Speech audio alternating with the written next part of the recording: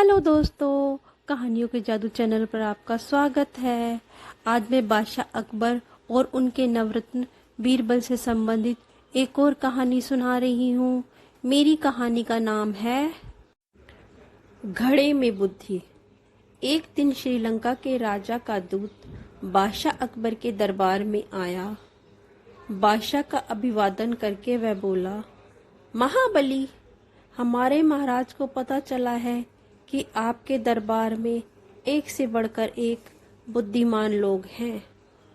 उनका आग्रह है कि आप एक घड़ा बुद्धि उनके लिए भी भेज दें।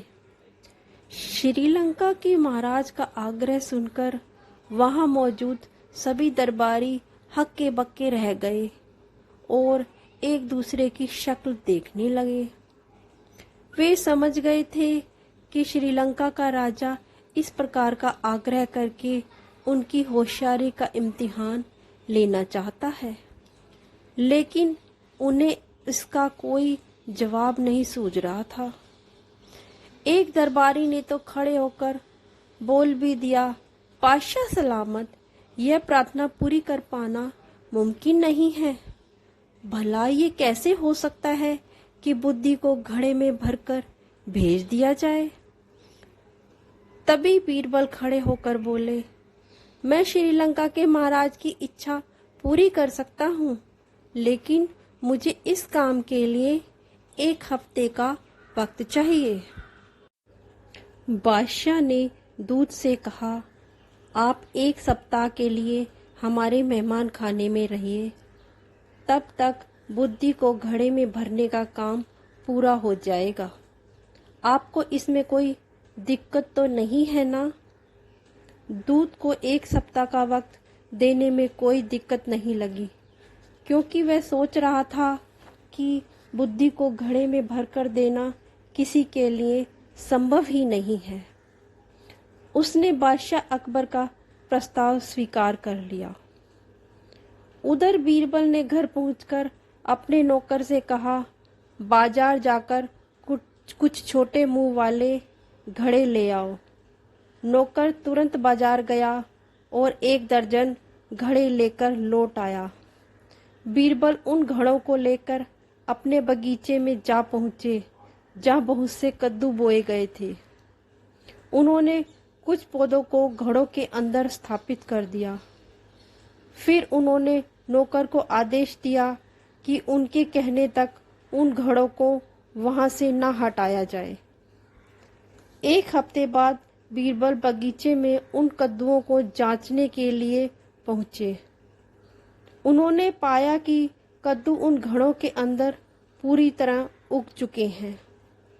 उन्होंने नौकर को कद्दू से भरा हुआ एक घड़ा बड़ी सावधानी से वहां से ले चलने का हुक्म दिया। थोड़ी ही देर में वे उस नौकर को साथ लिए हुए दरबार में जा पहुंचे।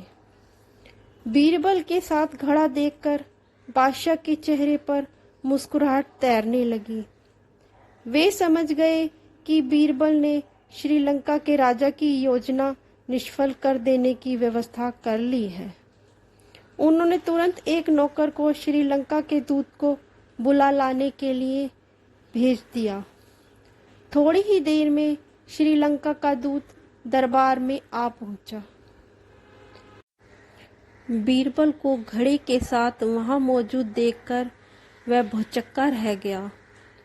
उसने सपने में भी नहीं सोचा था कि बीरबल उनकी चुनौती को इतनी आसानी से पूरा कर देंगे।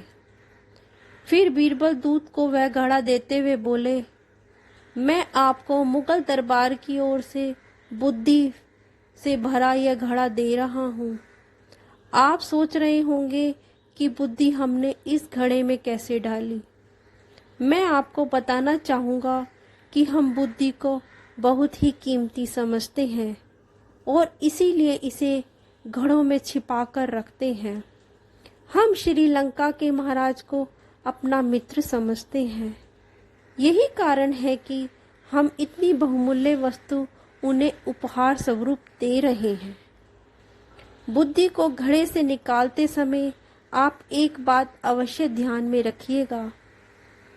उसे इस घड़े से इतनी सावधानी से निकालना है कि उसे अथवा इस घड़े को किसी किस्म का कोई नुकसान ना पहुंचे। अगर आपने बिना घड़े को तोड़े फोड़े बुद्धि निकाल ली तो समझ लेना कि आप बुद्धिमान हो गए हैं। दूध को दिया गया घड़ा कपड़े से ढका हुआ था। कपड़ा हटाने पर जब दूध ने उसमें कद्दू पाया तो वो हैरान रह गया। वह समझ नहीं पा रहा था कि उस कद्दू को घड़े के अंदर घुसेड़ा कैसे गया होगा। उसने वहां से चुपचाप निकल जाने में ही अपनी भलाई समझी। वह जल्दी से बादशाह का अभिवादन करके वहां से निकल गया।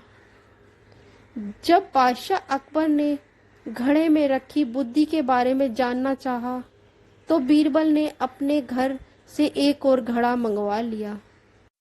जब बादशाह ने उसके अंदर रखे कद्दू को देखा तो हंसते हंसते लोटपोट हो गए। फिर वे बोले, श्रीलंका का राजा अब जीवन में कभी बुद्धि के घड़े की मांग नहीं करेगा। हाँ तो मेरे दोस्तों, अगर आपको कहानी पसंद आई हो तो मेरे चैनल को सब्सक्राइब करें, लाइक करें, शेयर करें। Thank you, love you all.